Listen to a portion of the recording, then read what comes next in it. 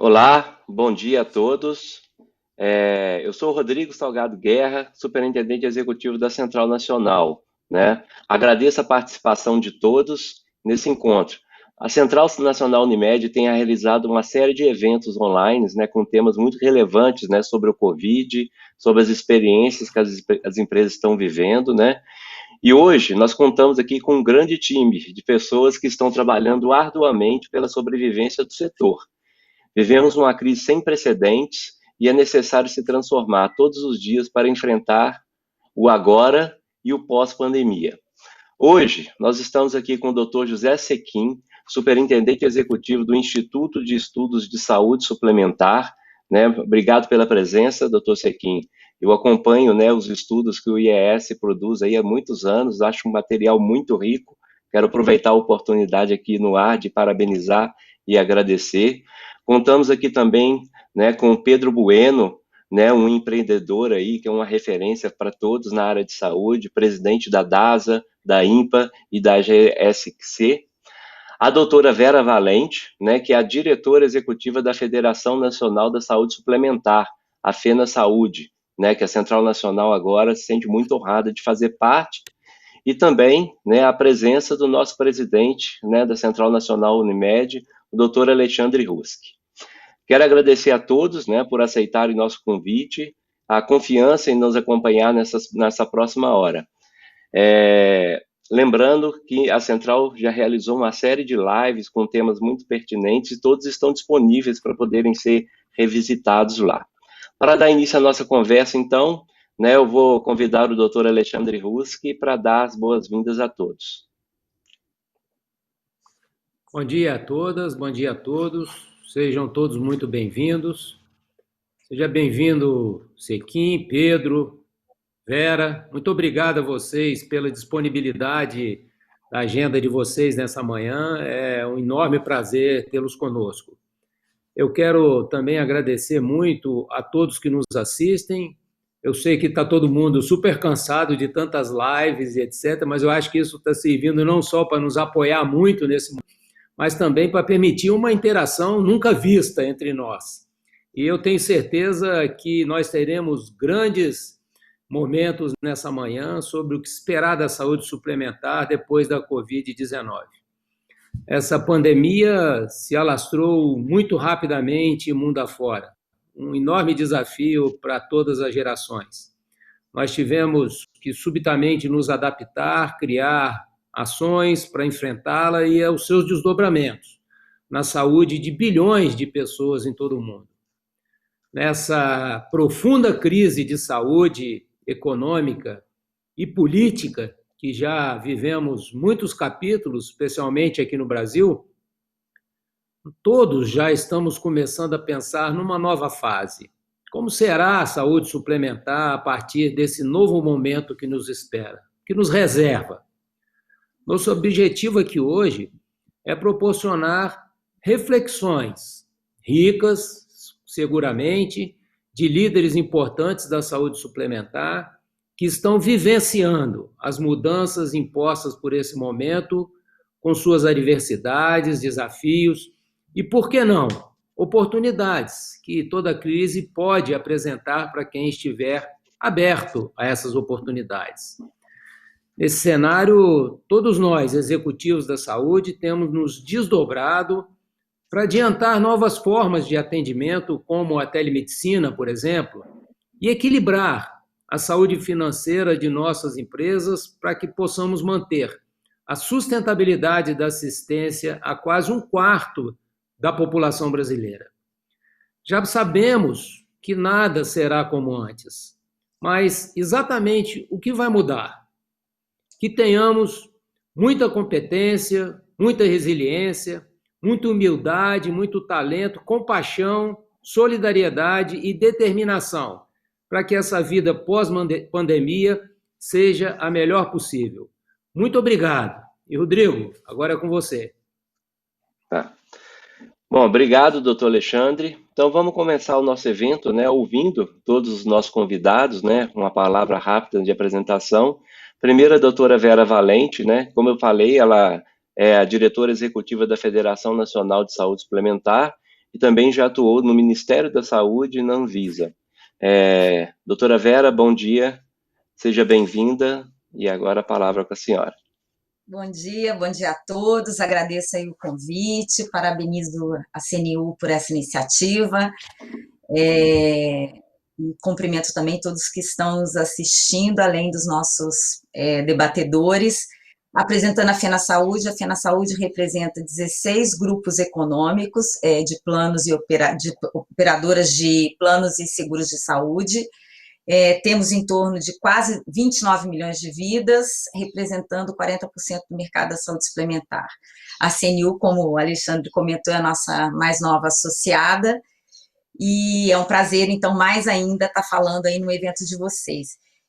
Eu queria rapidamente, o Alexandre falou coisas muito importantes, o momento é super desafiador, vou focar num ponto muito importante, nós estamos vivendo uma pandemia de projetos de lei, o que está nos levando aí como um saldo positivo, como o Alexandre mencionou, nada será como antes, ou seja, uma união nunca vista de toda a cadeia da saúde suplementar, então estamos muito unidos nessa discussão de como essa cadeia precisa funcionar conectada, rígida, com liquidez.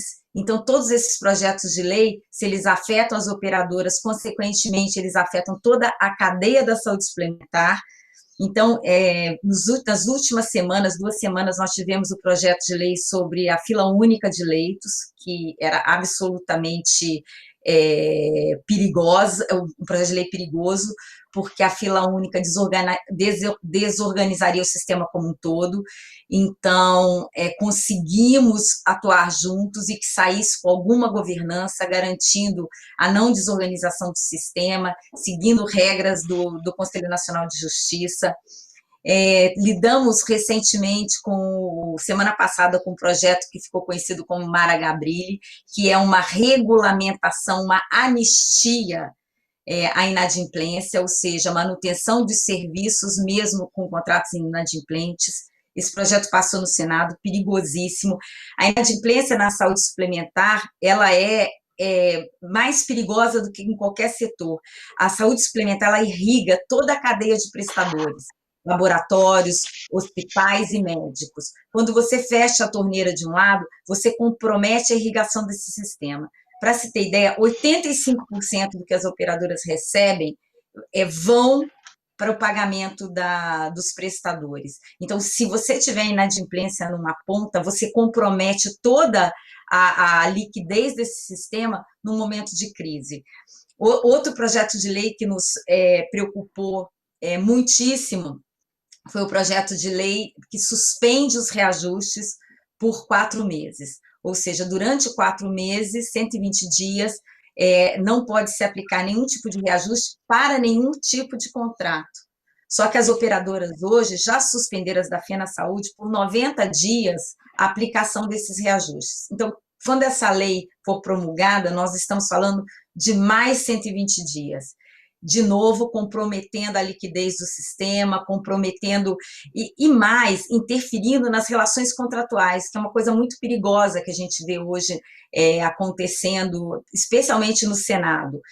Falta de discussão técnica, fazendo passar projetos de lei que comprometem totalmente um sistema que precisa funcionar, interferindo em relações contratuais. Então, falando um pouco do futuro, esse futuro ele vai ter o que está acontecendo hoje vai refletir muito nesse futuro. Ou seja, essas medidas que estão acontecendo têm um enorme impacto para o sistema como um todo.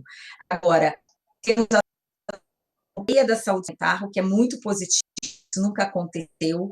Temos conseguido daqui para frente isso continue de uma forma contundente, de uma positiva, um ponto e que vai nos levar a construir é a questão do desconhecimento geral de todos, especialmente dos formuladores de políticas, do que é a saúde suplementar, do conceito do mutualismo, dos impactos do custo da saúde no sistema como um todo, que pode voltar na forma de reajuste, ou seja, você tem um sistema que ele funciona em conjunto, não existe esse conhecimento, isso leva a essas medidas populistas que comprometem totalmente o funcionamento do setor.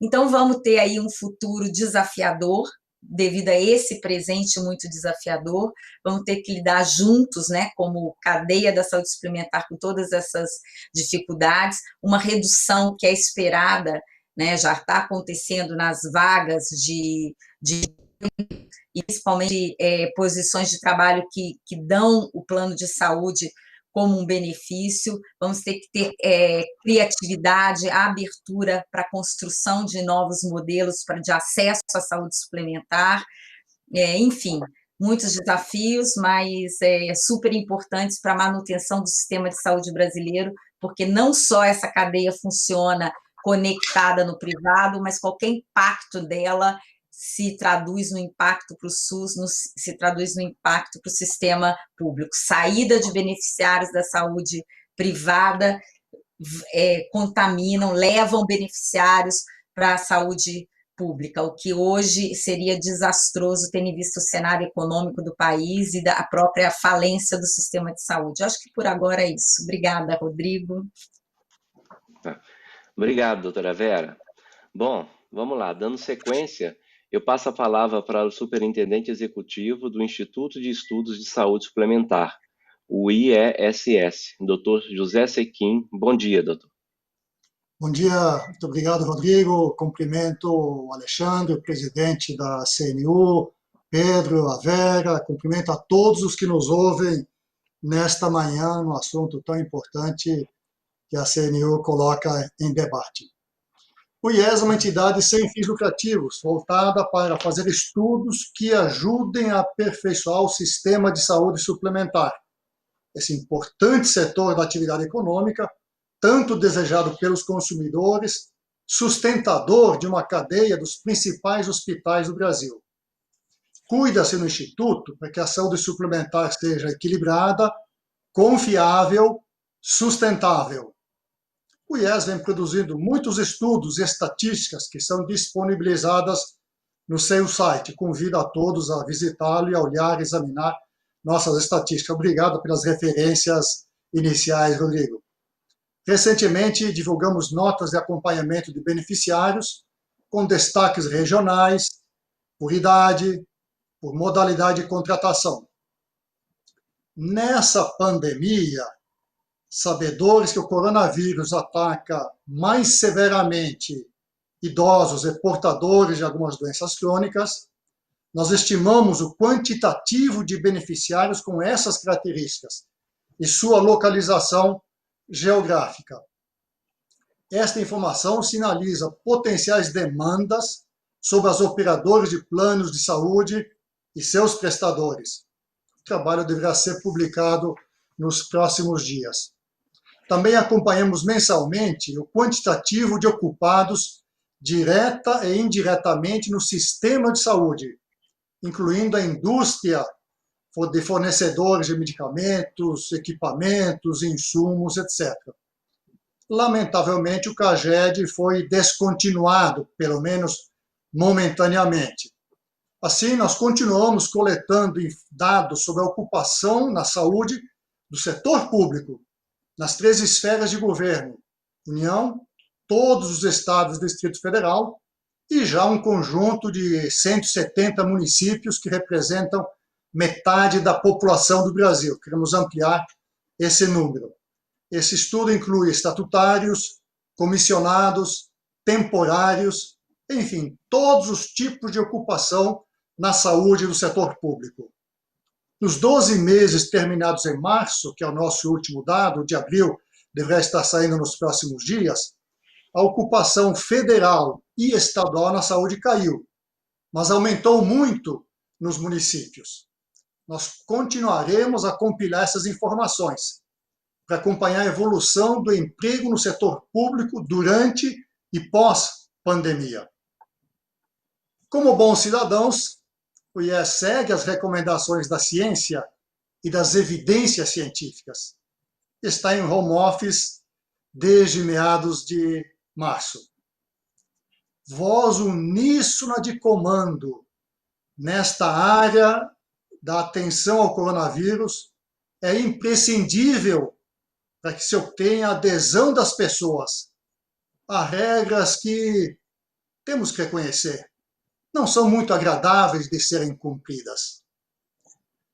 Se não estivermos convencidos, seguiremos o caminho que nos é mais fácil, que é prejudiciar a nós mesmos e a todos. E chama aqui um grande contraste nos Estados Unidos com a chegada do coronavírus, ao mesmo tempo em duas importantes cidades, Seattle e Nova York. Em Seattle, as autoridades empresariais, públicas, as lideranças médicas se juntaram e imediatamente defenderam o isolamento social, que foi posto em prática em voz de comando única e muito seguida pela população. Nova York, sabemos que foi exatamente o oposto. Os resultados, não preciso falar deles, todos já os conhecemos. Portanto, sigamos as recomendações da ciência. Obrigado por enquanto, Pedro. Rodrigo. Muito obrigado pelas palavras, doutor. Bom, vamos ouvir agora o Pedro Bueno, né? O Pedro é economista e presidente do grupo que reúne as empresas DASA, INPA e GSC. A DASA reúne mais de 40 marcas de laboratórios referências no país, como Alta, Excelência Diagnóstica no Rio de Janeiro e São Paulo, o Delboni em São Paulo, Exame no Distrito Federal. A INPA tem em seu portfólio 7 hospitais referência e excelência médica, como o Hospital 9 de Julho, em São Paulo, São Lucas, no Rio de Janeiro, e o Hospital Brasília, no Distrito Federal.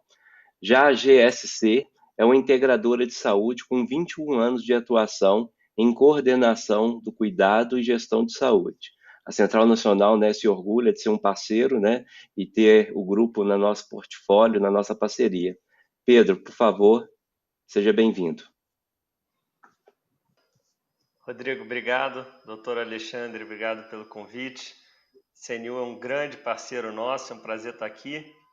E antes de continuar a apresentação, quero parabenizar e agradecer a todos vocês que estão assistindo, que certamente você está aqui, ou você é executivo da saúde, ou você é médico, ou os dois. Eu não sou médico, venho de uma família de médicos e admiro demais a coragem e todo o trabalho que tem sido feito nessa crise, que é realmente um milagre, o que tantos profissionais de saúde estão fazendo, não só os médicos, mas enfermeiras, os profissionais de limpeza, segurança, tantas pessoas que estão colocando a vida em risco para salvar, para ajudar os pacientes na hora que mais precisam. Então, meu agradecimento pessoal a todos vocês. Como o Rodrigo já colocou aí, apresentou muito bem o grupo, a DASA é a maior empresa de medicina diagnóstica da América Latina. Recentemente, a gente fundiu a DASA com a INPA, que é a segunda maior rede independente de hospital do Brasil, e a GSC, que faz coordenação de cuidado. Eu sou presidente do grupo e a gente vem tentando integrar mais o setor de saúde, colocando o paciente no centro das decisões e tentando fazer uma medicina muito mais sustentável, muito mais eficiente, apoiando as operadoras para que a gente consiga dar mais acesso e atender cada vez mais pacientes. A gente está vivendo um cenário inimaginável, eu acho, muito grave, que embora em algumas praças a gente esteja vendo já um declínio, já uma melhora da situação, como Rio e São Paulo, está muito longe da gente vencer essa situação e com uma grande crise econômica que vai seguir. Então, estou aqui me colocando à disposição de todos vocês, das operadoras e dos médicos, como parceiro, para a gente pensar nas melhores soluções para sairmos dessa crise. Obrigado, Rodrigo. Obrigado, Pedro. Bom, agora vamos iniciar nosso debate, né? Eu vou fazer algumas perguntas, né, e gostaria que todos ficassem à vontade para debatê-las. Vou começar com uma pergunta para o doutor José Sequim. Um levantamento do Instituto de Estudos de Saúde Suplementar, né, mostrou que 2 milhões de contratos foram firmados com planos de saúde nos 12 meses encerrados em fevereiro de 2020. De acordo com os dados, 1,7 milhão de novos beneficiários passaram a contar com planos exclusivamente odontológicos e outras 123 mil pessoas aderiram aos planos médicos hospitalares, alta de 6,9% e 0,3%, respectivamente. E em março, pela primeira vez no ano, os planos de saúde médicos hospitalares voltaram a superar a marca de 47 milhões de beneficiários, né, em todo o país. Sesquim, o que podemos esperar daqui para frente? O aumento do número de beneficiários em busca de segurança oferecida pelo plano de saúde ou redução em virtude do desemprego? Rodrigo, obrigado pela pergunta, mas o meu sobrenome é Sequim. Sesquim foi um ex-presidente da ANS, segundo ele, primos, eu imagino que distantes, talvez até bem distantes. Mas obrigado pela pergunta. Nós agora temos dados até março, um mês a mais do que os que você citou. Nos 12 meses até março, teve 233 mil novos planos médicos hospitalares, um crescimento de 0,5%. Já nos odontológicos foi 1,5 milhão, ou 6,3%. O maior crescimento que a gente observou foi nos planos coletivos e, curiosamente, nos idosos, com os mais de 59 anos de idade. Houve queda nos individuais no Brasil, de 0,3%. Mas interessante, no centro-oeste, houve expansão expressiva dos individuais, muito voltado pela ação de uma ou duas Unimedes da região. Preciso destacar também que o maior crescimento mensal nesses 12 meses aconteceu em março desse ano, com 112 mil novas adesões. Ou seja, quase metade do aumento em 12 meses aconteceu liquidamente em um mês, março. Pergunto, efeito pandemia? O mês de abril deverá ajudar a responder a essa pergunta. Mas o que podemos esperar pela frente? Ainda há muita incerteza sobre o comportamento do vírus e das pessoas. Meu sentimento é que teremos ondas de isolamento seguidas de relaxamento até por exaustão das pessoas, das empresas, dos negócios. Aí terão novas ondas de infecção, novas regras de distanciamento e uma sucessão prolongada de ciclos desse tipo. Parece bem o que estamos vivendo no país nesta semana. E por que penso assim?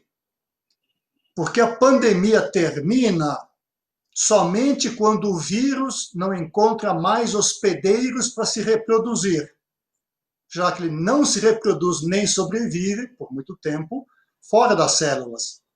E quando isso poderá acontecer? Tem três hipóteses. Uma, a doença tiver remédio que cure, ou for desenvolvida vacina que imunize, ou a população tiver sido contaminada e a infecção imunizar as pessoas. Ora, não temos remédio. O desenvolvimento da vacina leva tempo. 4 anos foi o recorde até hoje para desenvolver uma vacina.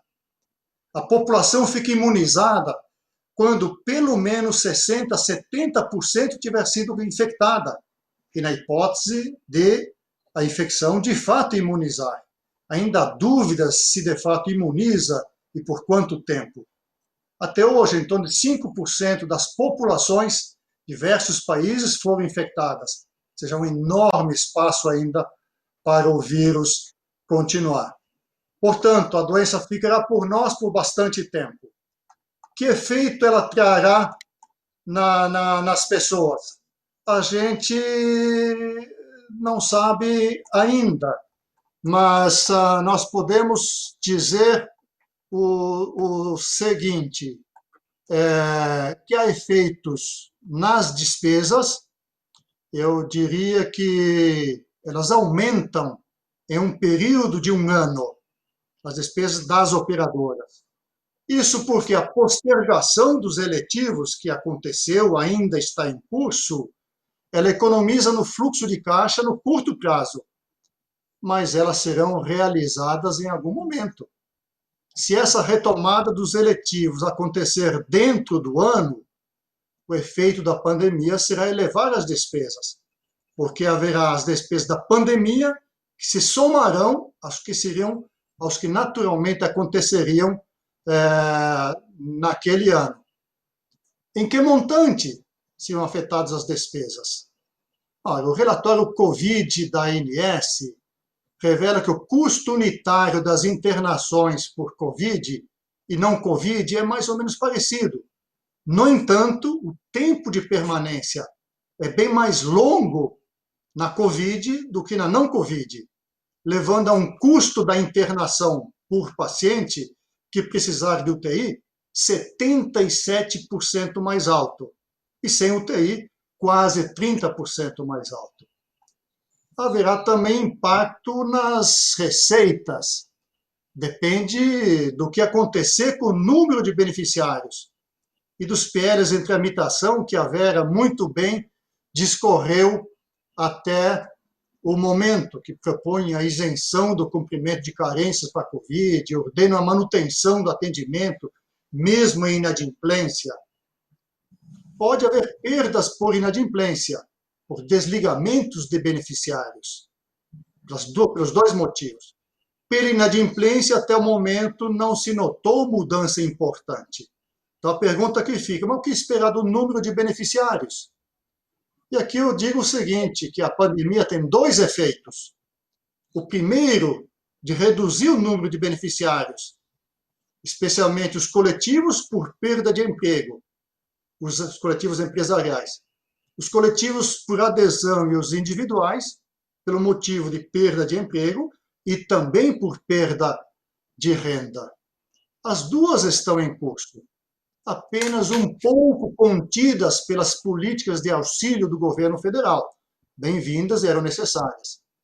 O outro efeito da pandemia é aumentar o número de beneficiários, pelo desejo de ter planos, especialmente nessas circunstâncias muito presentes do medo de contrair a doença e necessitar de internação por UTI. Desejo visto como de alto interesse diante desse cenário das expectativas que se cria no Congresso Nacional. De você poder usar imediatamente sem carência, poder usar mesmo estando inadimplente. Isso vai estimular a aquisição de planos. Bem, uma força atua para reduzir, a outra para aumentar. Qual será o balanço? Eu sinto não poder dar uma resposta. O balanço ainda é muito incerto. O meu feeling, eu acho inevitável que haja uma queda importante no número de beneficiários, na medida em que essa pandemia vai se prolongar, na medida em que empresas quebrem, que os negócios diminuam, que a retomada da atividade econômica seja tardia e muito lenta. Teremos pela frente um quadro de crescentes dificuldades.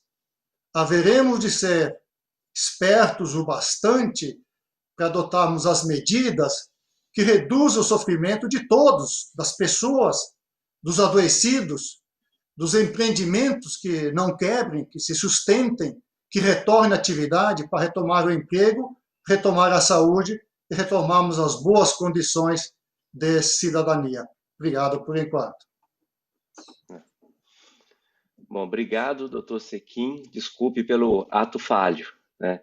Eu vou fazer uma pergunta, né? Eu queria uma reflexão de todos os participantes.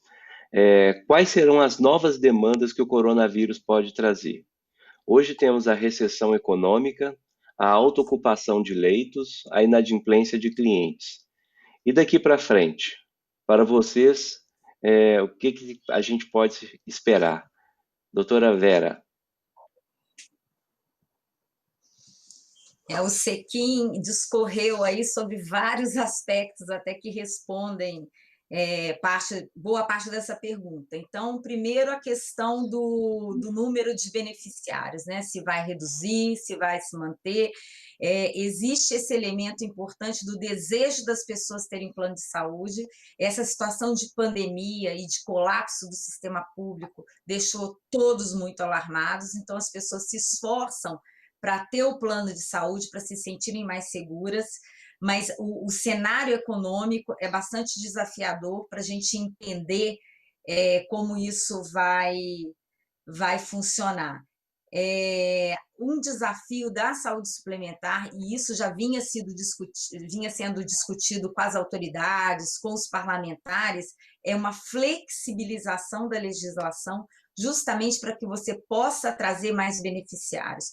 Hoje, as operadoras não vendem, a maioria delas, o plano individual. Por quê? Porque existe um controle da ANS no reajuste desses planos, de forma linear, que não considera as estruturas de custo, os modelos de negócio diferentes de cada operadora, e faz com que a conta não feche no final. Vai vender algo que você depois não consiga cobrir seus custos. Então, nós defendemos que cada operadora, dentro da sua estrutura de custo, dentro dos seus modelos de negócio, possa ofertar esse plano individual e ter essa liberdade de reajustar de acordo com essa estrutura. Aí vocês vão perguntar, então vão reajustar da forma que quiser? Não, hoje existe um mecanismo de proteção do consumidor, que é a portabilidade. Então, isso, na verdade, vai ser muito bom, porque vai gerar uma competição entre as operadoras de saúde. Então, esse é um desafio que a gente imagina, é uma demanda que vai existir, poder ofertar novos planos de saúde, trazer competitividade para o mercado. Também temos discutido dentro desse conceito uma maior segmentação, que também poderia trazer novos beneficiários. Então, o que eu acho é que nesse cenário de recessão, no cenário que a gente está vivendo, a saúde suplementar é fundamental, ela cuida de 47 milhões de pessoas, ela cuida de uma Espanha. Então, você poder trazer novos beneficiários para esse sistema, ter flexibilidade para trazer novos beneficiários, é bom para a população e é bom, consequentemente, para o sistema público. Eu acho que esse vai ser essa é uma demanda da população e vai ser um desafio aí para os próximos tempos. Rodrigo, você Obrigado. me permite comentar aqui sobre essa pergunta? Por favor, por favor. Ótimo. Bem, gente, eu acho que não é segredo para ninguém que o nosso setor já tinha um monte de fragilidade, né?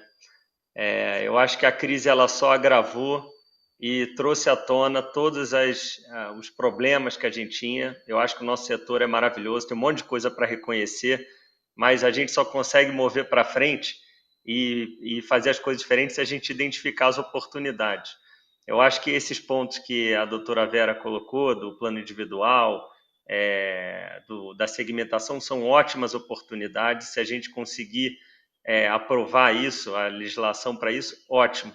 Mas enquanto não muda a legislação, o que a gente pode fazer? Agora é a hora, gente.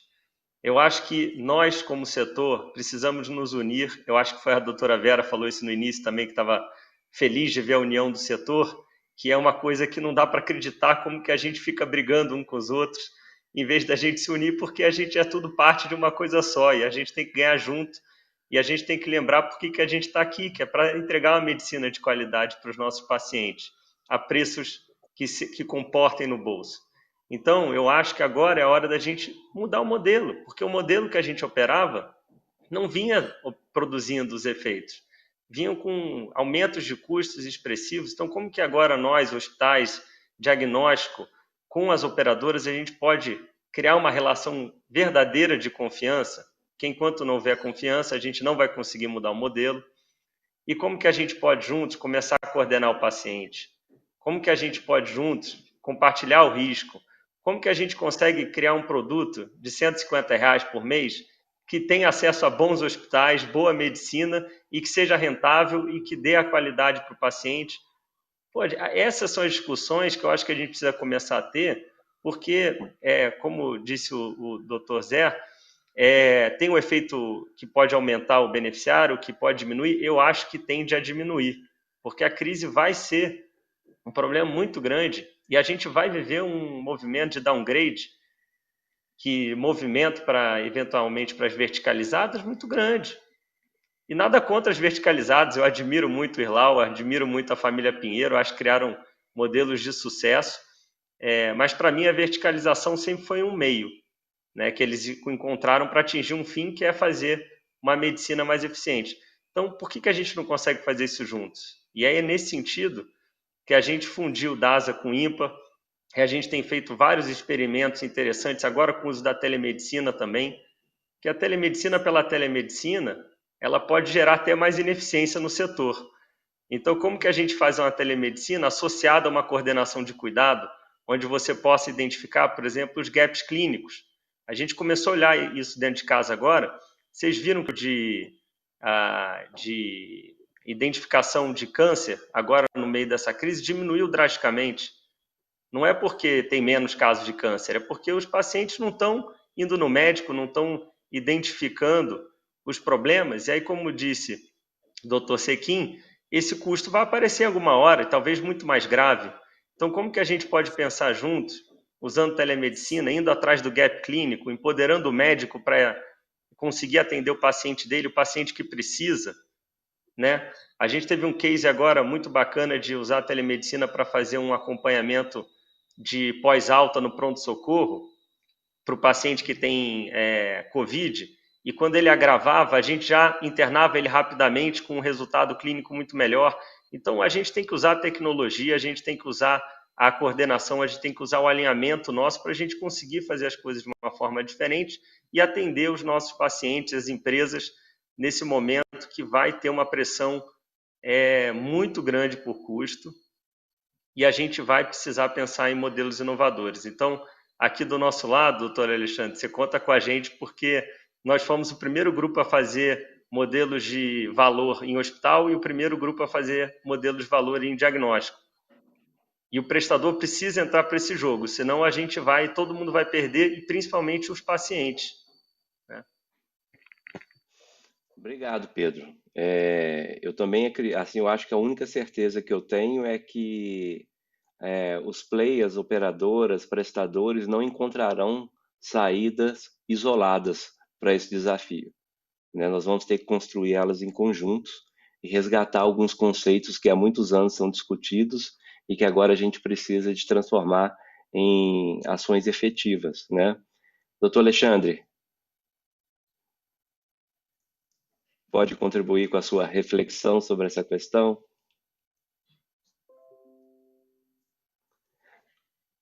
O microfone está desligado, doutor.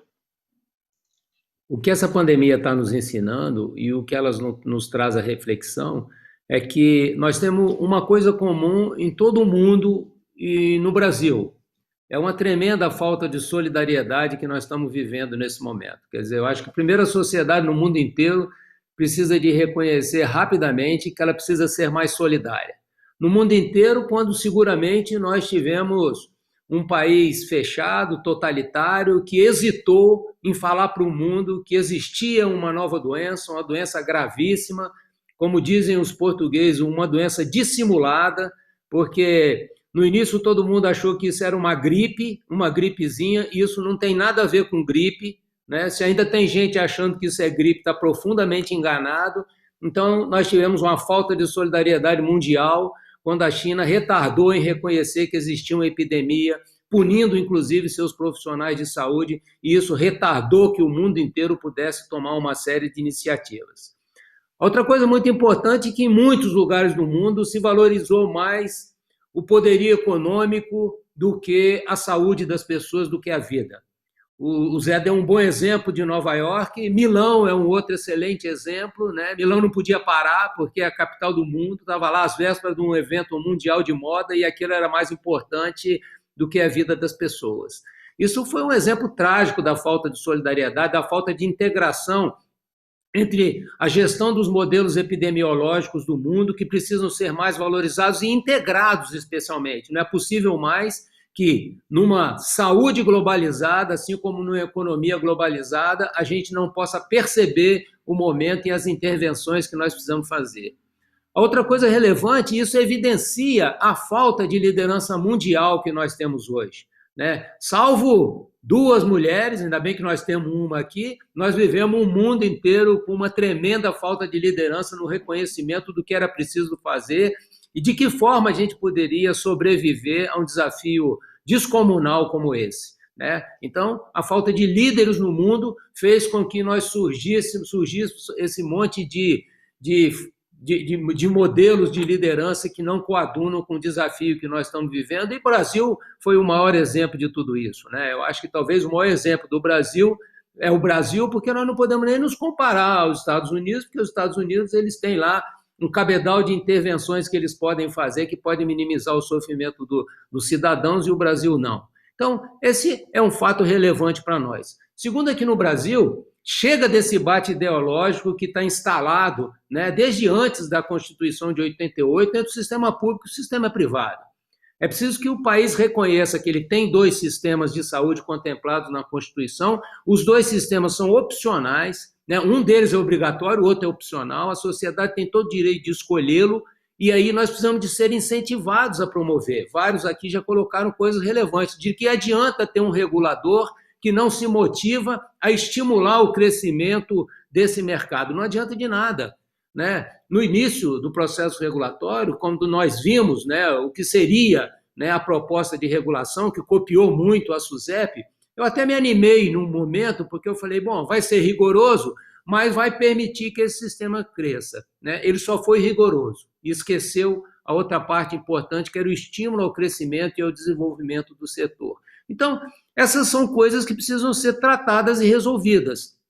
De nada adianta, e aí a gente ainda continua vendo isso hoje, né, o enfrentamento entre a saúde pública e a saúde privada. Isso não pode existir.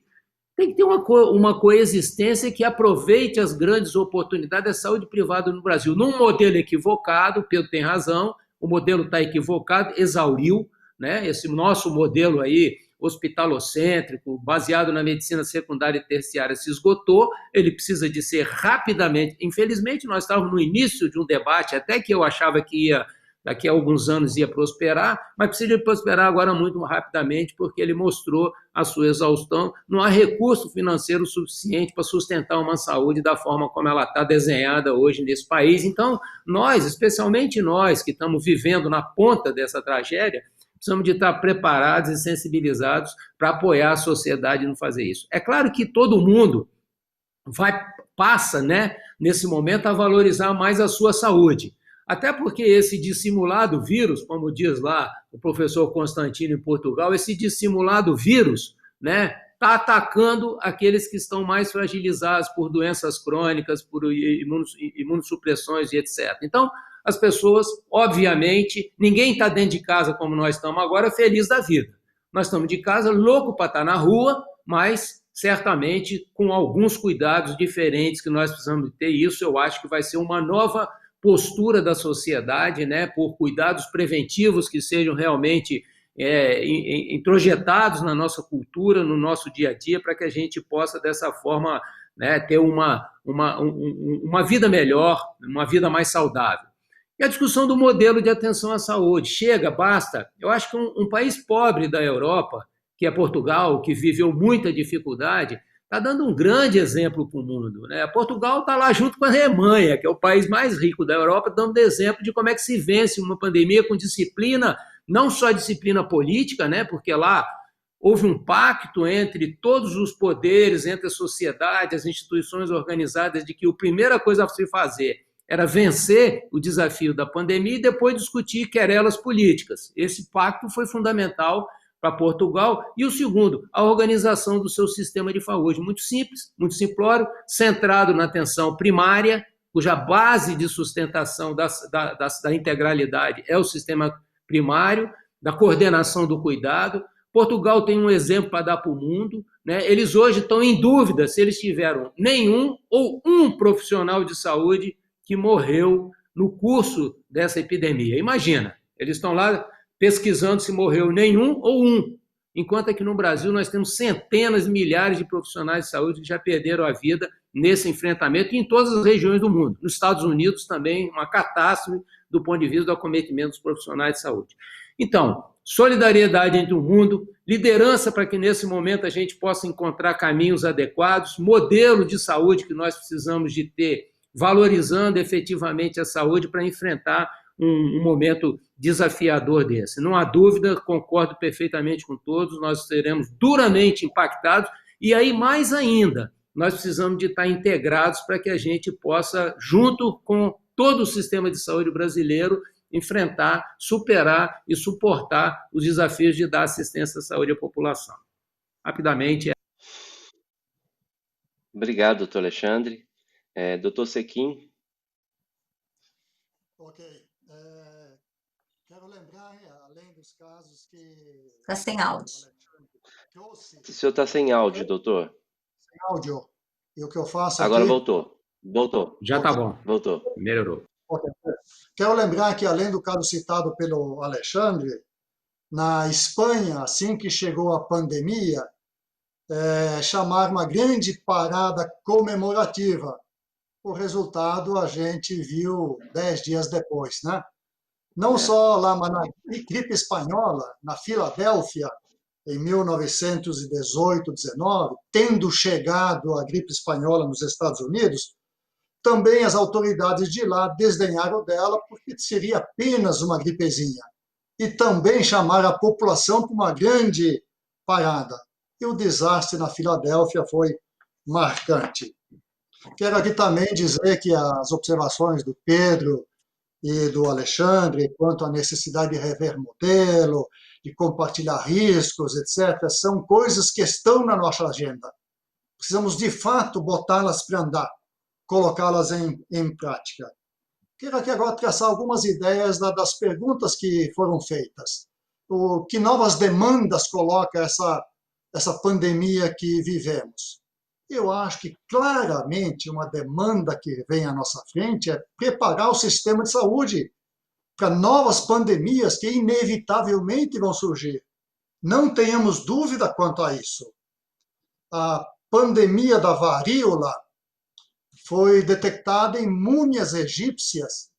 Disse até que Ramsés V, no ano 1157 a.C., data do falecimento dele, teria falecido de infecção pela varíola, que permaneceu na humanidade até o último caso no final dos anos 70, 1970, tendo ceifado na história 500 milhões de vidas. Não foi pouco. Pandemia como tal, com esse nome, foi atribuída ao que aconteceu no Egito no ano 542. Vem, portanto, de longe e se espalhou pelo mundo de então. Um ritmo, obviamente, muito mais lento que o de hoje, porque não tinha jatos naquela ocasião. A peste negra na Idade Média, que matou 1/3 da população europeia, entre o ano 1347 e 51. Foi lá que surgiram as primeiras quarentenas. Aliás, para quem gosta de Bíblia, tem o Levítico, uma passagem que diz que a pessoa contaminada com doenças transmissíveis tem que viver fora dos acampamentos. Veja, não é de hoje o isolamento social, vem de longa data. Também temos que lembrar que a pandemia, essa não é a única, nem essa é a exatamente um século atrás. Nós tivemos a devastadora febre de Hong Kong nos anos 60. Nos anos 80, 90 até hoje, AIDS, SARS, gripe aviária, suína, ébola, gripe do Oriente Médio e por aí vai. A atual, como nas anteriores, o sistema de saúde ficam sobrecarregados, com enormes deficiências de equipamentos, leitos de UTI, em todo o mundo. E no caso dos equipamentos e insumos, porque é uma concentração geográfica da oferta. Isso deverá mudar. As políticas deverão levar isso em conta e alterar essa logística de suprimento de materiais tão sensíveis quanto esses requeridos numa pandemia. Obviamente que não será necessário se tivéssemos a certeza que não haverá outras. A ocupação de leitos em diversas cidades está esgotando a capacidade e deixando sem atendimento médico muitas pessoas que morrem afogadas nos seus leitos em casa, nas ambulâncias, nos corredores dos hospitais, sem acesso à assistência, que serão salvas se tivessem assistência. Obviamente, a pandemia requer medidas de contenção, que trazem enormes consequências para a atividade econômica. Restaurantes estão fechados. Aqui no mundo, há 2 meses, comércio paralisou. A indústria no Brasil em queda livre. Em 2 meses, caiu 27% a produção industrial no Brasil. Enormes prejuízos às crianças e adolescentes que não estão podendo ir para a escola, com perdas talvez irreparáveis. Retomada? Precisa ser muito cuidadosa. Entendamos que esta não é uma crise financeira, bancária, de crédito, do que quer que seja. Ela é uma crise de saúde. Não se resolverá a crise econômica se antes não for resolvida a crise da saúde. Portanto, temos que vencer o coronavírus. Depois disso, a economia vai retomar. Haverá quebra de empresas, desemprego. Veja-se nos Estados Unidos, chegou-se a níveis históricos. Há problema de saúde mental. Outro dia, numa conferência com empresários, então, os empresários estão ficando estressados mentalmente, com depressão. Eu disse, não só empresários, imagine o médico no fronte de batalha contra o coronavírus, as enfermeiras, os fisioterapeutas, o pessoal administrativo que está lá, os indivíduos, as famílias que estão com gente contaminada. Preparação para frente. Pessoalmente, armando-me de uma boa dose de paciência e compreensão e seguir as regras. Profissionalmente, nosso instituto, trabalhando em home office, a equipe inteira, e continuando a trabalhar intensamente. Entendo que por parte das operadoras e prestadores haja uma atenção especial a essas iniciativas parlamentares, a que a Vera já se referiu com muita propriedade. O que se deseja é que essas iniciativas não caiam no populismo exacerbado, que leva a produzir o mal, pensando estar fazendo o bem. É o momento da união de todos, como o Jacques disse, contra um inimigo comum e único, o coronavírus. Quando ele estiver sido derrotado, nós poderemos pensar na retomada da atividade, na convivência social, em todos esses outros aspectos aqui. Então, o que eu vejo pela frente é um pouco esse cenário. Não, eu sou otimista, sairemos dele. Depende muito de nós, de como nossas autoridades conduzirão o comportamento das pessoas e como as pessoas seguirão as recomendações das nossas autoridades, que precisam ser uníssonas, numa direção única, o que não está acontecendo. Obrigado, Rodrigo. Obrigado, doutor. Doutora Vera, quer fazer um complemento? Não, eu queria só comentar a fala do Pedro aí, música para os ouvidos, Pedro. Realmente o que a gente tem buscado é essa integração com os prestadores. Eu acho que a pandemia trouxe isso como saldo positivo, a gente tem que atuar juntos. Quando eu falei de mudanças na regulamentação, a gente buscou uma mudança na lei, que já que existem tantas mudanças para prejudicar o setor, essa ajudaria o setor e ajudaria a população, mas isso pode ser feito pela agência reguladora. Então, o Alexandre gosta de falar aí do papel da ANS. Ela deveria ter uma sensibilidade para esse momento e com um movimento que traria esse crescimento do setor, a sustentabilidade do setor e novos beneficiários. Quero comentar rapidamente, você falou da questão da atenção primária, medicina preventiva. Estamos investindo nisso e essa pandemia também trouxe esse recado. O Alexandre falou do hospitalocêntrico, né? O Brasil tem um modelo hospitalocêntrico, não só na saúde privada, como no própria saúde pública, né? Que sempre foi um desafio tirar as pessoas dos hospitais. Nós estamos vendo que é possível tratar muita coisa fora do hospital. Também foi um aprendizado disso. Telemedicina não é solução para tudo, mas, na minha opinião, veio para ficar e complementa muito a questão do acesso num país de dimensão continental. Você tem modelos fora do Brasil mostrando isso.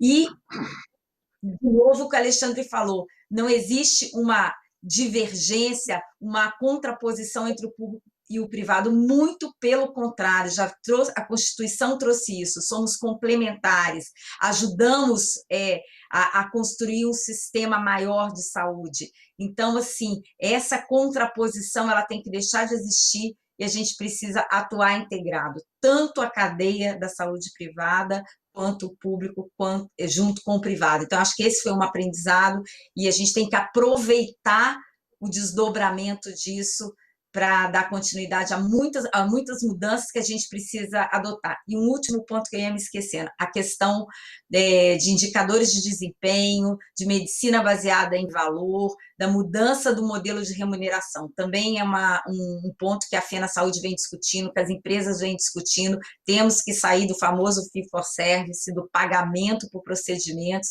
e entregar valor para o paciente, criar novos modelos, criar modelos baseados em resultado para o paciente, não modelos em que quanto mais você usa o sistema, mais você gasta, mais você ganha. É um modelo pernicioso e que leva ao aumento de custo, de desperdício e uma série de coisas que no final vai para o bolso do próprio consumidor. Então, acho que a gente está completamente unidos aí na mesma agenda. Fico feliz. Que seja o início de muitas outras iniciativas. Obrigada aí, Rodrigo, pelo tempo. Obrigado, doutora.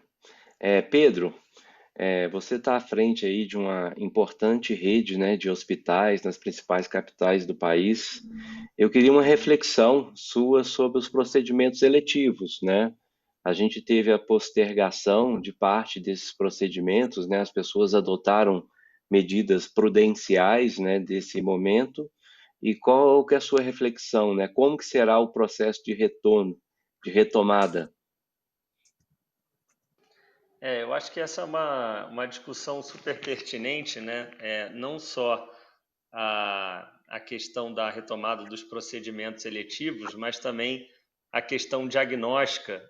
Como eu falei, eu citei o exemplo do câncer, né? E a gente vê na oncologia como o gap está grande, né? A gente fez, comparando biópsias de mama, por exemplo, a gente fez 200 no mês passado, comparado a 350 no mesmo mês do ano anterior. Então, quer dizer, isso são pacientes graves que estão deixando de identificar uma doença num estágio inicial e que vai estar muito mais complicado.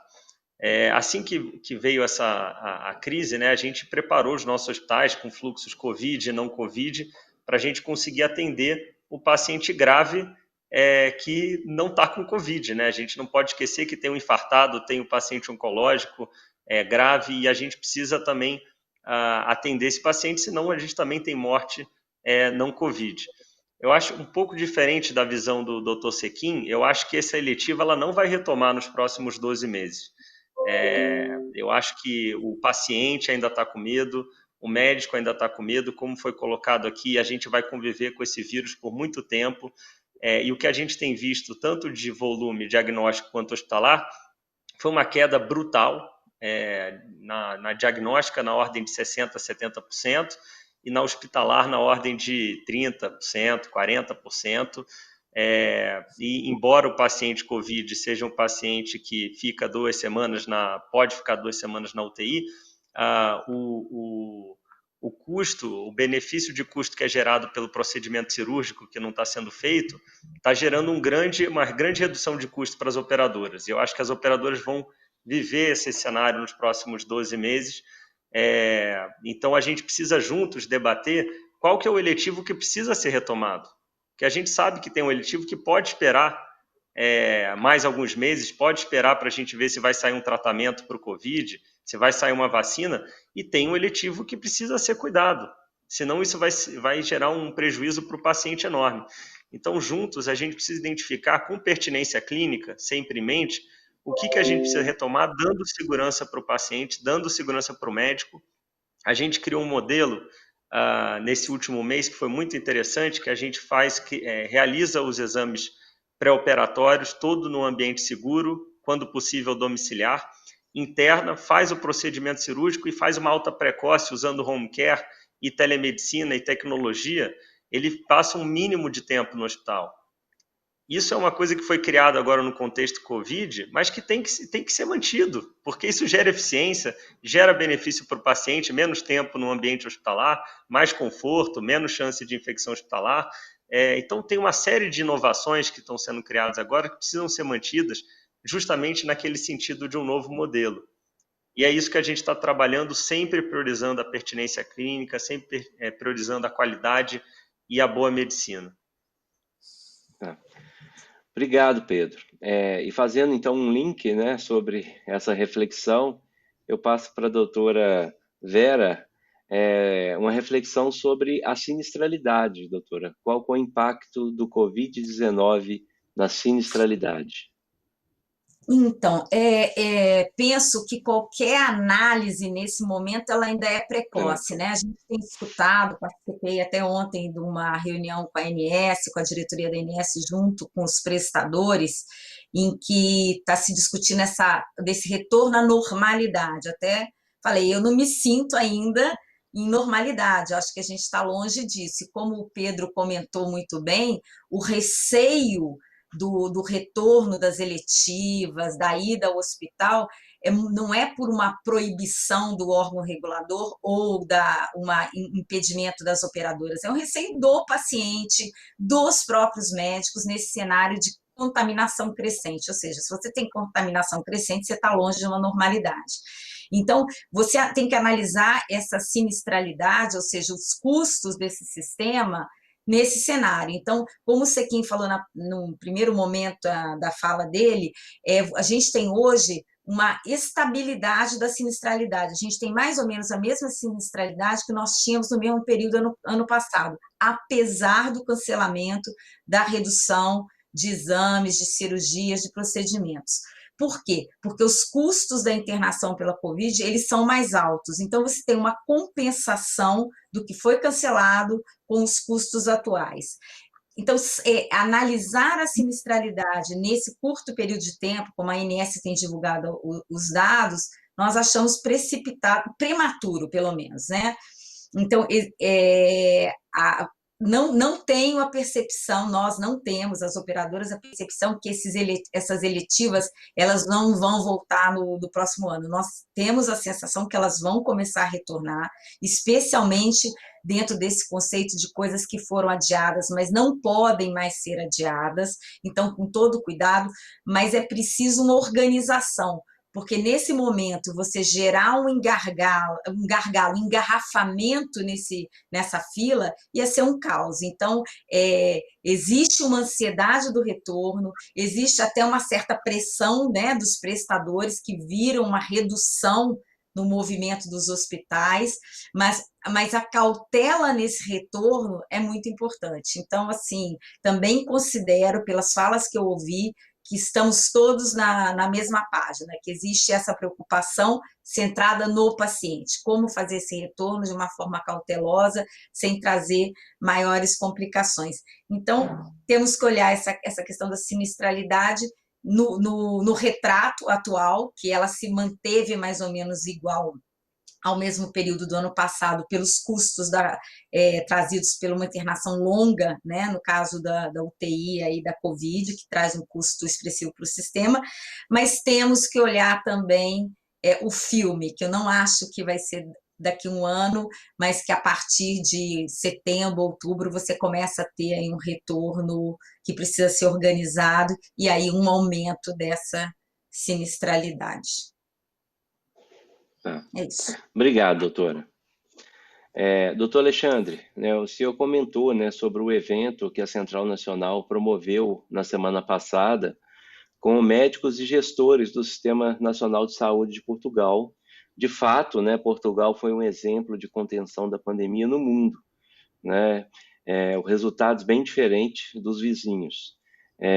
O que mais podemos aprender com eles, doutor Alexandre? E também, né, eu sei que o senhor é estudioso disso, qual o papel da atenção primária à saúde nessa experiência? Olha, Tem assim uns 2 anos mais ou menos que eu venho dizendo que ninguém me convide mais para ir para a Europa ou para outros lugares do mundo para ver sistema de saúde, né? Nós fomos ver todos, do mundo todo. E o que eu queria muito é que a gente se dedicasse agora a discutir o nosso aqui no Brasil. Eu acho que exemplos estão cheios aí, e então está na hora da gente discutir e se dedicar mais ao Brasil. Vamos parar de fazer missão internacional e vamos fazer missão nacional, né? Vamos fazer missão nacional, todo mundo falou um pouquinho sobre isso, para a gente ver como é que a gente enfrenta desafio muito menor do que desafios de epidemias, né? Nós estamos falando de um sistema público brasileiro que praticamente estava colapsado antes de uma epidemia, imagine depois, durante uma epidemia. Então, assim, vamos nos dedicar a discutir modelos, né, de atenção à saúde no Brasil, né? Tem bons princípios, tem bons valores, tem boas formulações, tem ótimos formuladores no Ministério da Saúde, tem ótimos estudiosos, só que nós precisamos de passar da teoria para a prática. Nós precisamos fazer com que isso exista realmente, né? Eu acho que essa pandemia está dando um sinal que tem coisas que são inadiáveis na relação da saúde. Por exemplo, por que nós estamos tão letárgicos em absorver a tecnologia que está disponível no mundo inteiro e no Brasil para os avanços da saúde? Nós sequer temos prontuários integrados. A gente fala de portabilidade, quer da saúde pública para a privada ou da privada para a privada, mas quando o beneficiário sai de qualquer sistema para o outro, ele não carrega nada. Tudo se perde de uma operadora para outra. Isso é inadmissível. Então, assim, não dá para esperar mais sobre isso, né? Não tem discurso que sustente mais o atraso que nós vivemos na incorporação disso na eficiência da saúde pública e privada brasileira. Para com isso. Temos que priorizar as coisas, nós temos que aprender a priorizar. Quando você falou de Portugal, todos vocês foram, e muitos que estão ouvindo foram, fiz uma visita a Braga, que tem um enorme hospital da Universidade lá de Braga, e gigante, e eu andando lá, caí na bobagem de perguntar por que eles não tiram, onde era a cirurgia cardíaca deles lá. Aí eles viraram para mim e falaram assim, não, aqui não tem cirurgia cardíaca, não. Eu falei, como? Um monstro de hospital desse não tem cirurgia cardíaca? Ele falou, não, Porto é muito próximo daqui, as pessoas que precisam de uma cirurgia cardíaca vão para Porto. Então, assim, vai precisar de redimensionar esse modelo nosso de qualquer forma. Não estou dizendo que nós vamos sair da noite para o dia para um outro modelo, mas mesmo no modelo atual que nós temos, nós vamos precisar de reformulá-lo, porque ele tornou-se insustentável em todos os momentos, especialmente no desafio que nós vamos vivendo agora. Então, assim, por que a discussão? Por que a atenção primária é fundamental? Porque ela nos ensina coisas básicas em relação à saúde. Nós estamos perdendo um tempo danado aqui no Brasil para ensinar as pessoas que têm que lavar as mãos. Perdendo tempo. Isso a criança aprende. Se vocês entrarem no site do Sistema Nacional de Saúde de Portugal, eles montaram uma estrutura lúdica para as crianças lá, que chama Corona Kids, que é sensacional. As crianças estão lá vivendo o desafio da pandemia. Não é igual aqui no Brasil, não, que os pais estão enlouquecidos dentro de casa para ficar brincando de joguinho com os filhos. Os filhos estão instruídos desde a infância e vão, ao longo da sua vida, percorrer um trajeto de coordenação do cuidado, que faz com que as pessoas se integrem ao sistema de saúde, que faz com que as pessoas participem e, principalmente, para que as pessoas possam opinar sobre o sistema de saúde. Não pode mais a sociedade ser submetida ao que alguns desejam e que nem sempre é o que ela precisa. Aliás, quase nunca é o que ela precisa hoje, né? Se a gente ouvir mais a sociedade, se a gente integrar mais as nossas iniciativas, aliás, essa é a nossa obrigação, quer seja gestor público, quer seja gestor privado. Nós temos que ouvir as pessoas, né? Nós estamos muito acostumados a gente construir os nossos projetos e entregar para os outros executar. Não, nós precisamos de ouvi-los, construir os projetos e retornar para a sociedade. Então, assim, eu acho que é um assunto superado. Perdemos um tempo danado nessa discussão ideológica sobre telemedicina no Brasil, né? A minha classe médica, ela se opôs a avanços simples na telemedicina. A telemedicina, ela não vai ser exercida sem a impessoalidade do médico, jamais, é impossível. Acho que a Vera falou nisso, é óbvio que não, claro que não, mas ela tem que reconhecer que ela passou a ser um instrumento de convivência das pessoas, especialmente nesse mundo onde nós vivemos agora com os avanços das redes sociais, com a forma como as redes sociais se integraram à nossa cultura. incorporar isso no dia a dia como base de um modelo simples, né? Um modelo que faz o relacionamento entre a equipe de saúde, a família, nos locais onde elas vivem, nos locais onde elas trabalham, permitindo que elas possam, dessa forma, ter um cuidado mais coordenado. Obrigado, doutor Alexandre. Eu vou dar uma dica, né, para quem está nos acompanhando e que não teve a oportunidade de ver essa live na semana passada, que foi muito rica, né? Ela está disponível no site Central Nacional Unimed/lives. Lá está essa experiência que a gente compartilhou lá com os portugueses e também toda a série de lives que a Central promoveu até agora. Tá? Eu vou pedir, a gente está recebendo um monte de perguntas, né? Eu vou pedir para a gente agora ser mais breve nas reflexões para a gente conseguir abranger o máximo de perguntas possíveis, né? Doutora Vera, a pandemia, né, ela ressaltou a importância da integração entre os setores privados e públicos. Você acredita que depois da crise o papel dos planos de saúde está mais claro para a população? Isso já foi bem discutido, né, com relação à integração do público e privado, mas infelizmente não. Acho que a gente tem uma grande jornada, e falando da população, e de novo insistindo nos formuladores de políticas, de entender o papel da saúde suplementar, que hoje cuida de em cada quatro pessoas da nossa população, de cada 4 brasileiros, um melhor entendimento desse papel, e como falou muito bem o Alexandre, que ele é eloquente nisso, dessa integração, centrar na pessoa humana, centrar na eficiência do sistema. Temos recursos escassos, eu acho que o subfinanciamento do SUS ficou mais do que evidenciado nessa pandemia. Ele né, nós já víamos cenas horrorosas no nosso dia a dia nos hospitais públicos, elas ficaram mais trágicas ainda, então existe um subfinanciamento, e vai ser pior com a situação econômica, com a situação fiscal do país. Você não vai conseguir colocar mais recursos para a saúde pública, então, mais ainda, essa integração, essa busca de eficiência, de complementariedade. Foi mencionada aí a questão de dados, é inacreditável a falta de um bom sistema de informação, e mesmo o sistema de informação público, dados epidemiológicos. O Brasil, quando você fala de outros países, o Brasil são vários países num país só, tanto que a pandemia foi se comportando de formas diferentes em cada região. Então, não temos dados, não temos informações, não existe integração, não temos nenhum sistema público de dados epidemiológicos decente, que seria fundamental nesse momento. Então, a gente tem muito que avançar, mas discutindo e enfatizando que a coexistência dos dois sistemas, já prevista na Constituição, ela é fundamental, que esse desenvolvimento de uma parceria do público e do privado, ou dentro da cadeia de prestadores, como aí o Pedro falou super bem, voltada para a eficiência, voltada para a redução de custos, para entregar mais valor para as pessoas, isso aí é desafiador, mas infelizmente logo após não vamos ter essa compreensão temos uma longa jornada pela frente. É o que eu penso também. O DASA, né, está investindo em parcerias com o Ministério da Saúde para oferecer testes gratuitos à população. Por favor, Pedro, fale um pouco dessa iniciativa, né? E você acredita que as empresas terão cada vez mais um papel social determinante, Pedro? Não visando somente ao lucro, mas também aos benefícios concretos que oferece à sociedade? Rodrigo, você sabe, eu acho que um dos efeitos dessa crise é justamente a solidariedade, né? Eu acho que foi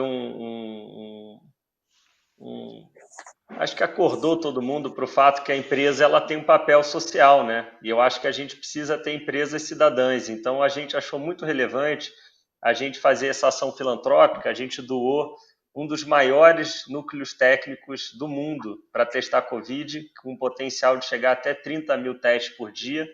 E a gente vai operar esse núcleo técnico. Ele é totalmente separado da nossa estrutura. A gente construiu ele do zero e a gente opera ele de graça para o governo. Então, essa estrutura já começou a operar agora, recentemente, há uma semana atrás, e eu acho que vai ter um apoio muito importante para a retomada da atividade econômica, porque a testagem é fundamental não só durante a quarentena, mas principalmente depois na retomada.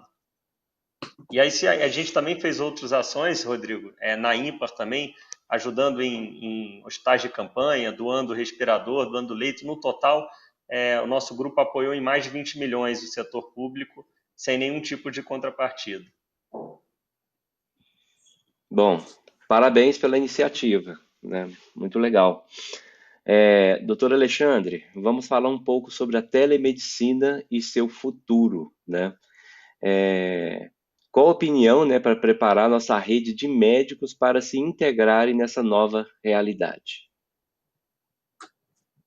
Olha, Rodrigo, primeiramente, os médicos precisam se convencer que isso, de forma alguma, pode macular o seu direito de exercer a especialidade naquilo que bem lhe convier. O que nós precisamos é que o país organize melhor a discussão das especialidades médicas. Não pode mais o Brasil se comportar como vem se comportando agora. Olha, eu sou cirurgião geral e coloproctologista, trabalho em um determinado hospital, e resolvo criar um serviço de residência médica de cirurgia geral e coloproctologia e crio. Não pode ser isso. Isso tem que ser em função da demanda da sociedade. O que a sociedade precisa? O que o país precisa, onde ele precisa?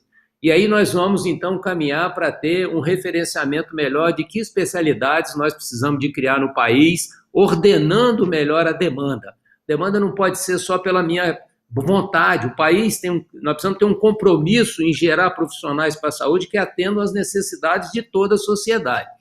Isso é importante para que a gente possa organizar melhor essa vontade, esse desejo que todos nós temos de cumprir determinadas missões na profissão que escolhemos, no caso a medicina. Isso, de certa forma, pode reorganizar o nosso sistema de formação médica, de pós-graduação médica, especialmente, né? O debate é intenso em relação a isso aí. Isso fez com que nós fôssemos criar um instrumento quase que de proteção ao exercício da atividade médica, querendo afastar dela os avanços que as novas tecnologias permitem. Isso está superado porque a Covid-19 colocou isso como uma questão absolutamente indispensável. Todas as nossas empresas estão se utilizando desses instrumentos para poder garantir segurança às pessoas. E tudo que as pessoas querem é um atendimento seguro, de qualidade e resolutivo. Então, a telemedicina, né, lamentavelmente, ela não veio pela mão da sociedade médica, ela veio pela mão dos decretos executivos que fizeram com que ela fosse, então, absorvida por todos nós. E o engraçado que saiu tanta coisa debaixo da mesa que nós estamos até inundados agora de soluções de telemedicina que estavam prontas, né? E o país todo estava colocando embaixo da mesa porque havia uma resistência enorme da sociedade médica, especialmente da minha categoria médica, para que isso fosse incorporado, né, aos benefícios da sociedade. Isso é proibido, ninguém aceita mais isso, até porque os jovens médicos, aqueles que estão numa nova onda na sua vida, perceberam que isso é produtivo para o seu dia a dia e é produtivo para a sociedade, e a sociedade não aceita mais. Ela precisa de ter conforto, segurança e uma entrega de qualidade à medicina.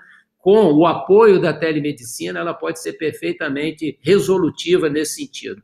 Não vamos afastar a pessoalidade nunca, porque é impossível você afastar a pessoalidade, até porque os procedimentos continuarão sendo executados pelas pessoas. Mas a gente pode seguramente se utilizar disso para prover uma saúde de qualidade, especialmente, como a Vera colocou, num país de dimensões continentais como o nosso, e aproveitando o momento da vida. Então, a medicina, na minha opinião, é assunto superado, né? Todos já estamos, né, com as nossas iniciativas um pouco mais atrasadas, outros mais adiantados, mas eu sei que seguramente, por tudo que está sendo feito, rapidamente incorporada por um novo modo de se comportar em relação ao acesso à saúde da população. Obrigado, doutor. Verdade. Doutor Sequim, o IES fez um estudo recente sobre a população de idosos nos planos de saúde. O senhor pode comentar um pouco sobre esse estudo, né, e de que forma operadoras e seguradoras terão que se adaptar para atender cada vez melhor este público? Perfeito, obrigado pela pergunta. Eu começo por dizer que estou achando muito interessante, super interessante o debate dessa manhã, e por isso parabenizo a todos os participantes e a CNU por essa iniciativa. Acho excelente. Foi comentado aqui a questão da postergação de procedimentos eletivos e o agravamento à saúde que isso pode provocar. Esse é um fenômeno que acontece aqui no mundo inteiro. Eu tenho acompanhado as estatísticas produzidas pelo Economist, que mostra a taxa de sobremortes em relação ao que seria o padrão esperado nesse período de pandemia. Parte das sobremortes em relação ao normal esperado se devem à Covid, mas uma boa parte a outros fatores não Covid, associados a pessoas que não vão buscar atenção médica hospitalar por medo, por receio, por diversos fatores. Eu acho que está cravado na cabeça da população que o hospital, o laboratório, a unidade de pronto atendimento, o serviço de assistência são focos de contaminação. Eu acho que tem que haver um esclarecimento grande às pessoas que nesses ambientes também há cuidados com a segurança, cuidado para não se contaminar, que as pessoas que precisam vão. Eu entendo um caso eletivo, por exemplo, a substituição de uma prótese de quadril. Fazer hoje, fazer amanhã, fazer o ano que vem, pode apenas deixar a pessoa com mais desconforto durante esse período. Então, ela decidir não fazer, não agrava a situação. Pessoa que está com câncer, pessoa que está com essas outras doenças respiratórias, não pode esperar, porque agrava, ele fica pior. Então, é importante que procure, talvez, uma boa campanha para dizer que nesses centros as taxas de contaminação não são tão altas quanto talvez se povoa no imaginário da população. Mas eu vou agora direto aí à sua pergunta. O IES, de fato, produz várias publicações, especialmente as notas de acompanhamento de beneficiários. Refiro-me às 2, 3 últimas, de número 46, sobre planos individuais no Centro-Oeste, que, contrariamente ao ocorrido, no país houve queda de 0,3%, lá aumentou 6%, como eu já disse antes. A outra, também de número 46, traz o aumento de beneficiários, que eu já citei aqui, 233 mil em 12 meses até março. Desse total, 127 mil tinham mais de 59 anos de idade, ou seja, mais da metade do aumento nesses 12 meses se deu nas pessoas chamadas idosas, de 59 ou mais anos de idade. Do que resultou esse aumento? 656 mil novas adesões de idosos a plano de saúde, 950 mil cancelamentos e 424 mil pessoas que passaram dos 58 por 59 anos de idade. Então, o envelhecimento está pesando bastante na concentração de pessoas acima de 60 anos de idade. Temos um outro estudo que está em vias de divulgação, que aborda a evolução dos idosos nos planos de saúde desde o ano 2000. Nos próximos dias deverá estar publicado no nosso site.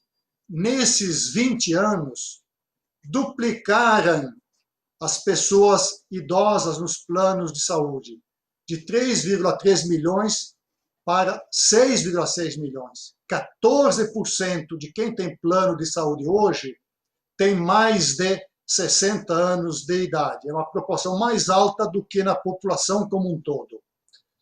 Agora, se pegarmos 75 a 79, esta população de beneficiários duplicou no período.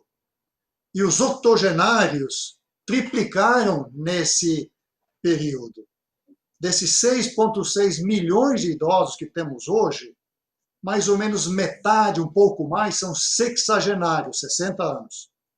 Um pouco menos de um terço, 30%, são de septuagenários, 70 anos de idade.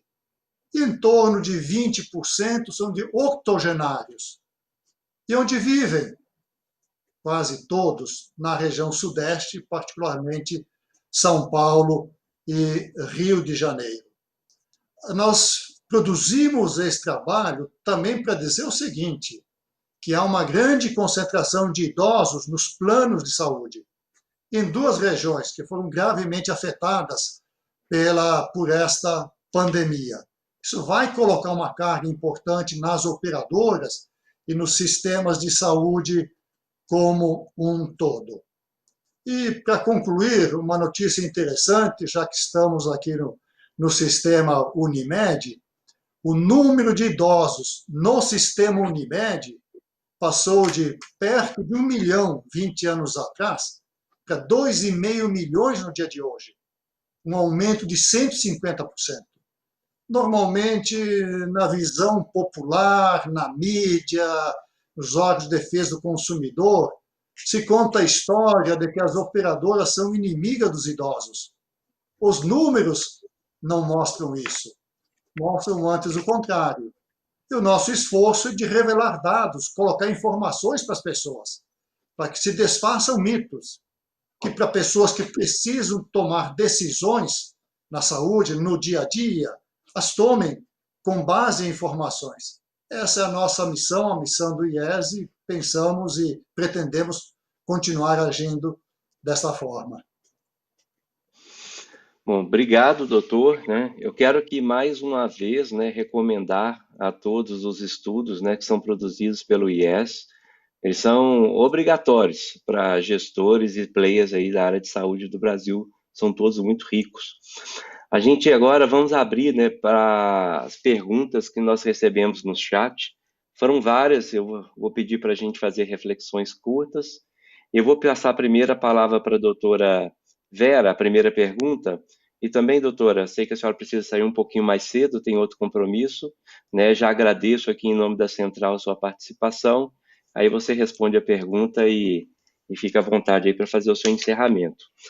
A pergunta é, a Emília e a Mariana, né, elas falam sobre os reajustes dos planos de saúde, né, e que é uma reflexão sobre o projeto de lei, né, que está sendo caminhando sobre a suspensão do reajustes, como que as operadoras devem se comportar em relação a esse assunto. Então, as operadoras da FENA Saúde, voluntariamente, elas suspenderam os reajustes dos planos individuais, coletivos por adesão e PME até 29 vidas por 90 dias. Isso começou em maio, em 1º de maio, e com recomposição a partir de outubro. Esse projeto de lei veio colocando 120 dias, sem considerar essa suspensão que várias operadoras fizeram, a partir da sanção da lei, que é uma grande incógnita. Então, primeiro, ele penaliza quem já voluntariamente, tendo em vista o contexto atual, liberou, suspendeu esses reajustes.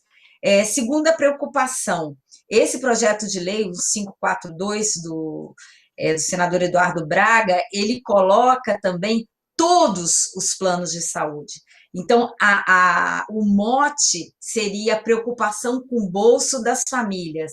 Mas você não pode comparar um plano individual, um plano coletivo por adesão, com um plano de uma grande empresa. Então, ele vem interferir em relações contratuais, que é um perigo. Ou seja, a relação de uma operadora com uma grande empresa é uma relação contratual, tem um contrato que rege, tem uma negociação, e não tem sentido uma lei vir para interferir nesse relacionamento. Então, esse é um perigo.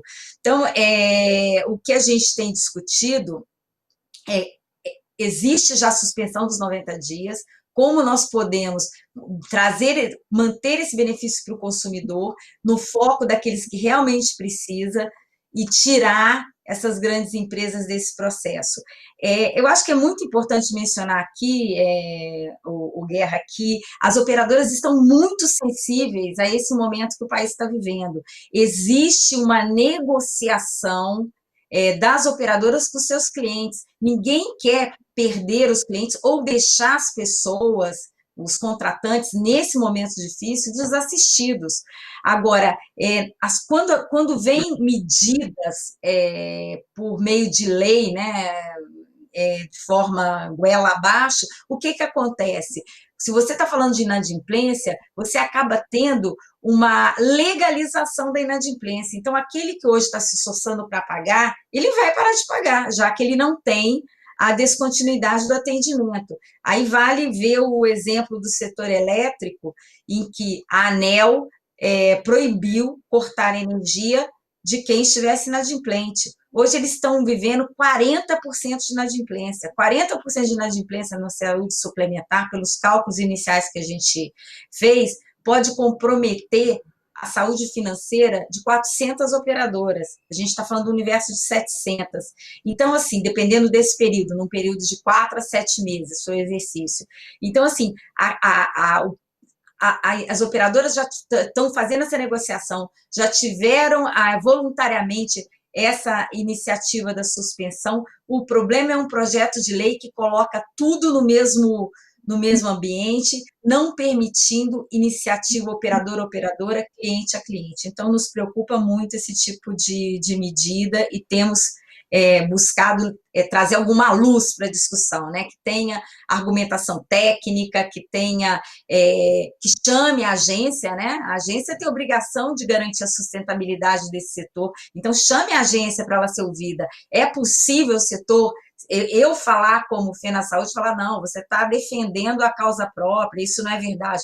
Mas a ANS regulamenta o setor, acessa dados oficiais que são obrigatórios a serem das operadoras fornecerem. Então, chama a ANS, é possível esse setor se sustentar, essas 700 operadoras.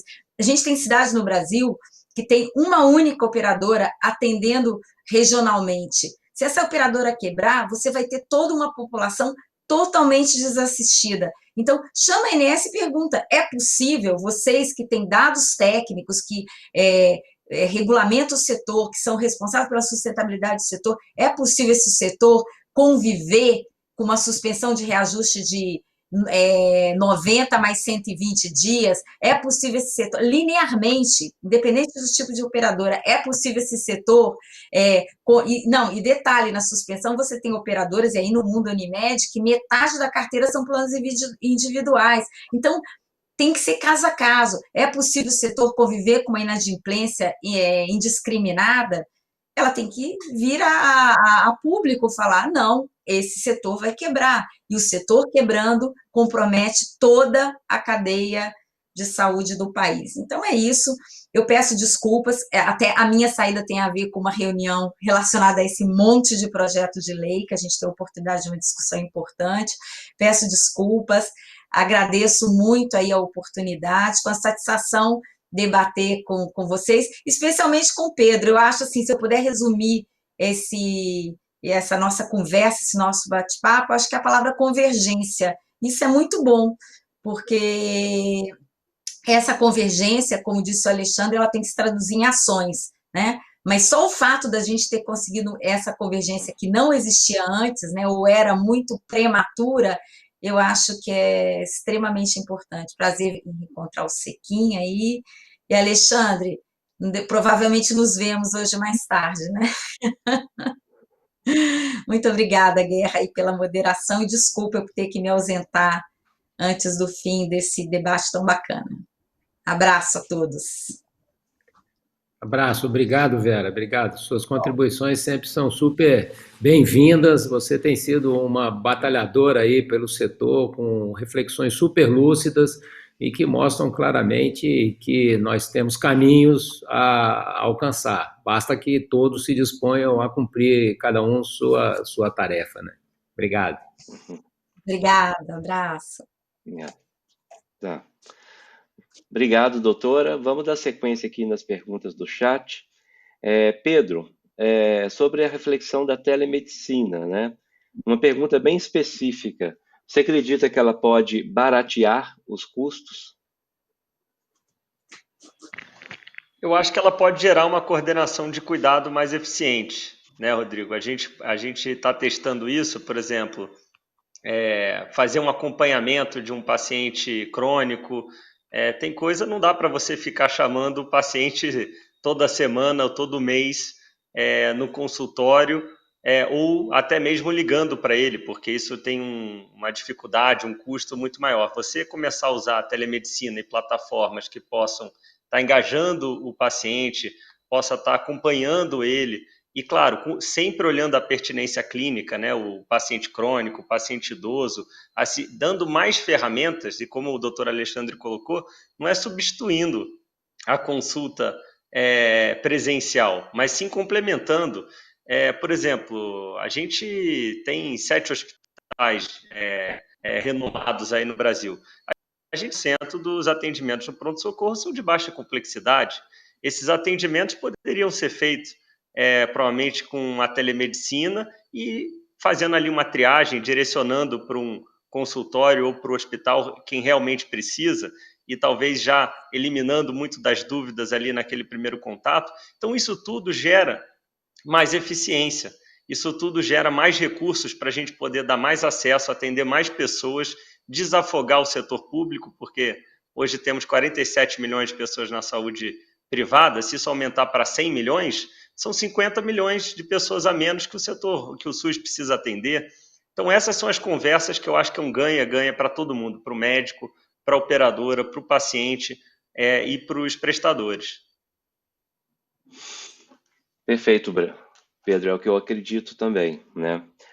Bom, gente, nós recebemos muitas perguntas aqui do chat, mas elas já foram cobertas, né, por reflexões que já foram feitas. A gente está chegando aqui no final. Eu queria passar assim para antes da gente fazer um encerramento, né, umas palavras finais, né, do Dr. Sequim, depois do Pedro e depois do Dr. Alexandre, né, para fazer o encerramento, que foi o idealizador dessa live, Dr. Alexandre. Então, vamos começar com o Dr. Sequim. Só me cabe, nesse momento, agradecer a oportunidade de ter participado com gente tão conhecedora e atuante no setor de saúde suplementar dessa iniciativa da Central Nacional Unimed. Parabéns à Central Unimed, ao seu presidente, Alexandre Ruski, por esta iniciativa. Tivemos vários pontos aqui importantes colocados hoje. Ideias não faltam, estão aí presentes, estão no meio de nós há algum tempo. Há sim que se superar desconfianças mútuas que existem aqui e acolá e caminhar na direção desse entendimento comum que o Pedro muito bem advogou no começo. Desconfiança não é apenas uma questão, eu acho, mental, da imaginação. Ela vem um pouco de atitudes que foram tomadas no passado. E ela pode ser superada com base em informações, com base em transparência naquilo que pode, é conveniente que seja transparente. Acho que dessa forma que se constroem relações de confiança que vão permitir esposar as ideias expostas pelo Pedro, acordadas pela Vera, pelo Alexandre, que podem, de fato, caminhar no sentido de uma importante transformação desse setor de saúde suplementar. Eu quero acreditar que esta pandemia tenha tornado as pessoas, os agentes, as empresas, o setor público mais propensas a ter esta união, a olhar o que vem pela frente, o que pode vir, e estarmos preparados para isso, o que possivelmente envolve alguns excessos de capacidade para que, numa irrupção de pandemia, a gente não seja pego de calça curta. Uma das coisas que eu imagino pela frente, diante da possível recorrência de pandemias, estamos preparados, estamos capacitados. Isso envolve decisões empresariais, decisões dos gestores do sistema de saúde e especialmente de políticas públicas. Aproveitemos esse momento para construir o que precisamos construir para o nosso futuro. E agradeço a oportunidade de ter participado com vocês todos aqui. Obrigado, doutor. Pedro? Rodrigo, obrigado. Bem, pessoal, eu acho que essa pandemia ela tem acelerado muitas coisas, né? Eu acho que gerou uma união maior do setor, gerou uma identificação mais clara dos problemas que já existiam e, se eu puder destacar os dois principais efeitos dessa crise, certamente vai ser a pressão por custo que as empresas contratantes e as pessoas que pagam o individual ou adesão vão ter, e a mudança do hábito, a mudança de comportamento. Tudo está ficando mais digital. Então, nesse sentido, o médico está testando a telemedicina, o paciente está testando a telemedicina e está gostando, deixou de ser um bicho de sete cabeças. Então, esses dois efeitos, como que a gente acelera as discussões para ter um setor mais eficiente e como que a gente incorpora, e aquela pergunta que me fizeram há pouco, a telemedicina é uma tecnologia, como qualquer outra. A internet, por exemplo, pode ser usada para o bem, para fazer pesquisa internacional, para conectar as pessoas, ou pode ser usada para discurso de ódio. E a telemedicina é a mesma coisa. Então, como que a gente cria as conversas para usar essas mudanças de hábito a nosso favor, coordenando melhor, garantindo que o paciente está seguindo as orientações, que a gente está fazendo identificação precoce de doenças, que é muito mais econômico e gera muito mais benefício para a vida daquele paciente. Vamos encontrar os gaps clínicos. A gente está desenvolvendo no nosso grupo um prontuário eletrônico unificado, como o doutor Alexandre provocou, e que vai dar para o médico não um mundo de dados, que isso só vai deixar o médico ainda mais estafado, mas como que a gente transforma esse mundo de dados em informação, três informações críticas: esse cara é diabético, ele precisa disso, e ele foi internado no último mês, coisas práticas, fáceis para o médico usar. Então, a gente está num momento agora que eu acho que único, para a gente realmente conseguir ter essas discussões de novos modelos do nosso setor, criando produtos que caibam no bolso dos nossos clientes, sejam eles pessoas físicas ou empresas, e que a gente possa continuar atendendo os nossos pacientes, sempre colocando o desfecho, a pertinência clínica em primeiro lugar. E eu não tenho dúvida, nesse momento é natural ficar mais pessimista, que a gente está numa crise danada, mas o ser humano ele sempre acha uma forma de dar a volta por cima, sempre acha uma forma de aprender com as dificuldades, e eu tenho certeza que daqui a 1 ano, 2 anos, a gente vai estar com um setor que atende melhor os nossos pacientes, tem uma experiência melhor, tem desfechos melhores e que vai permitir, vai viabilizar que a retomada econômica aconteça mais rapidamente também. Então, doutor Alexandre, Rodrigo, obrigado pelo convite, foi um prazer estar aqui com vocês. Obrigado, Pedro. Nós que agradecemos muito. Eu quero agradecer muito, né? Agradecer muito a um debate assim que mostrou que não é por sermos de gerações diferentes que nós temos os mesmos propósitos, né? Esse foi um debate intergeracional, né, Sequim? O Pedro aí, esse jovem entusiasta, fico super feliz de ver o dinamismo que ele tem dado às suas empresas, fico super feliz de ver o olhar para o futuro que o Pedro tem, sem de forma nenhuma deixar de reconhecer a construção que foi do passado, até porque ele é de origem que gerou esse sistema de saúde brasileiro. A você, Sequim, que tem sido, como o Rodrigo disse, né, uma pessoa de profundas reflexões para todos nós. A Vera, cujo dinamismo tem contribuído muito, e eu tenho podido presenciar agora, nesses poucos meses que a Central é associada também da FENA Saúde, né, a sua dedicação e a forma como ela vem se comportando, acompanhando para a passo o aflito que nós temos vivido em relação a muitas questões. É claro que nada será como antes, eu não tenho dúvida disso. Então, a gente vai ter que ser de forma como nunca fomos, para que a gente possa superar esses desafios. Mas muito confiante de que, da mesma forma como nós organizamos uma saúde suplementar num modelo que, nesse momento, mostra-se ultrapassado, nós vamos ter capacidade para reorganizá-lo e transformá-lo não só numa aspiração da sociedade brasileira, mas principalmente, né, num instrumento importante de democratização do acesso à saúde. Essa é uma mensagem fundamental. Para isso, é claro, nós precisamos de ter um regulador com olhos mais voltados para todo a saúde suplementar, para os interesses da sociedade, né?